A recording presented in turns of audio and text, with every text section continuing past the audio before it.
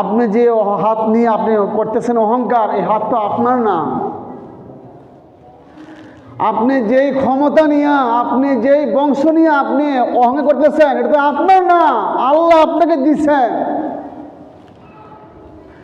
আপনি যে সম্পদ নিয়ে আপনি করতেছেন অহংকার, আপনি বড় বড় কথা বলেন, আপনি যে রূপের বড়াই দেখেন, এটা কি আপনার? আল্লাহ আপনাকে দিছে। অহংকার করতে পারে আল্লাহ, আপনি না। আপনি করতে পারেন না অহংকার। আজকাল দেখা যায় 3-4টা দোকানের মালিক হইলেই, 10-12টা মিশুকের মালিক হইলেই, 10-12 কানি সম্পদের মালিক হইলেই, 10-15 স্বর্ণের বড়ির মালিক হইলেই, বাজারে 3টা দোকান আছে মানে মালিক হইলেই কথার স্টাইল পাল্টে যায়। বলেন ঠিক কি না?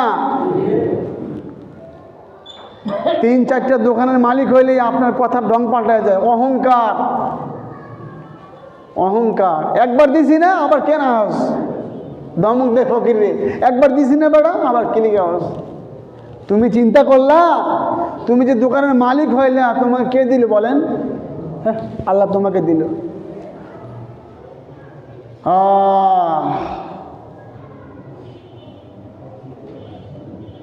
এই জন্য অহংকার, এটা আল্লাহ পছন্দ করেন না।